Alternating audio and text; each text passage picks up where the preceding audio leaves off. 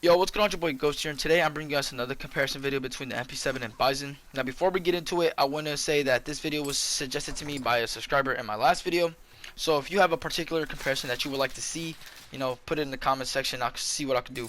Also, I am 17 subscribers away from 400 subs, and if you want to help a brother out, please hit that subscribe button. And if you find this video useful, hit that like button. Now, before we get into it, I want to give you guys a little background information on both these weapons. Mostly for the Bison though, because the MP7 is a metal weapon, and you probably already know what it can do. But the Bison, to me, when I used it in the course of this 1 week, I have to say that I was a little disappointed by its performance. But mostly because of the damage. And I felt like it was the most underwhelming weapon that I've used so far. And I don't mean that in a negative way, but it really felt like it had a lot of potential that was completely negated by the damage aspect. Now, again, I'm not here to straight up just tell you that the MP7 is better than the Bison.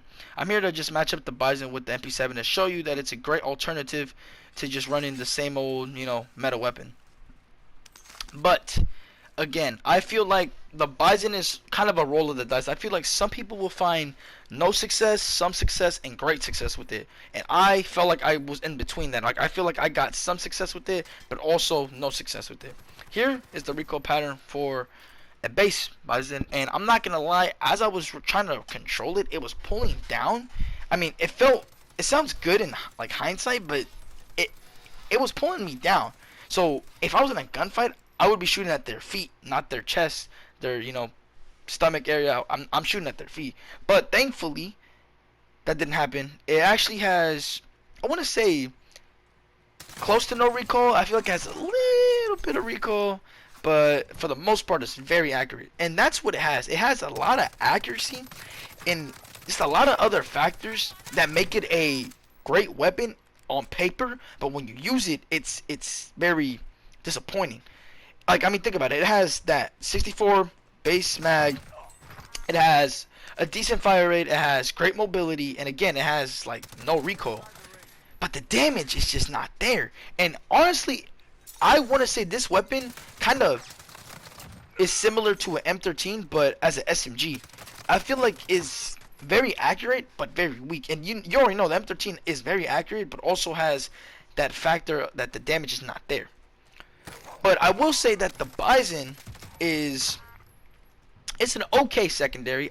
Like I said, I found some success with it, and maybe some of you guys have found more success with it than I did. And if you did, obviously leave that in the comment section down below. I want to hear what you guys' experiences with it, because I feel like it's a very, like I said, underwhelming weapon that if it got the right buff, it'd be a great weapon.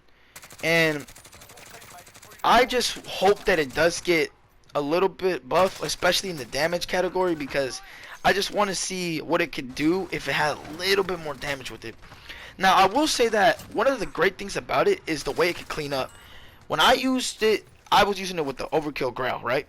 And sometimes I wouldn't have the chance to reload my growl, and so the Bison would come in handy if they were like kind of weak, or just if they had all health, I'd still pop it out. But although it was a great cleanup weapon, I felt like I took a lot of damage for the gunfights that I was in. And in Warzone, if you can save some type of damage, especially in some situations like endgame, then, yeah, you know what I'm saying? You would take it. And I feel like the Bison, you take a risk running into gunfights with it. And, I genuinely felt a little handicapped. I'm not going to lie when I was running it. Like, I don't like saying that. But I have to be honest, man. Like, the Bison just felt a little just underpowered, and I really didn't feel too confident in every gunfight with the Bison. Now, I have gun skill, right? And like, I'm not sitting here trying to flex none of that, but I have gun skill, and even then, I still felt just not confident, man, because of just the damage aspect. Because you already know, all these other people are rocking all the meta weapons that are just stronger than the Bison in general, and trying to compete with it with a gun like the Bison is hard. And I feel like for the average player, that could be an aspect of the weapon that may turn them away from using it. So that's where the buff for the Bison would come into play, allowing for other people like that don't have the same skill as me. Now, I don't want to be like that again, to what's it called, use the weapon. Now, again, what I'm about to show you guys the MP7 recoil pattern and all its clips and whatnot. But for one, I recycled the MP7 clips because I didn't feel like I needed to straight up use it again because I mean, hey, it's the MP7 at the end of the day, and not because I was lazy. I tried my best to use the Bison pretty much all week, and I did for the most part. I had some games with MP7, but that's beside the point.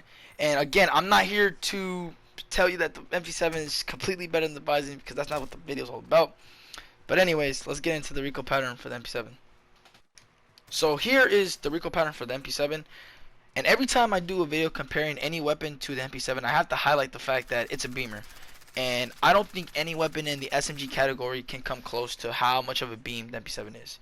And I feel like a lot of people can agree with me on that. I'm not trying to ride the MP7, but I'm just saying, this weapon is a straight beamer. And when it comes to range and I guess recoil control, the MP7 is better than the Bison, but the Bison still has that.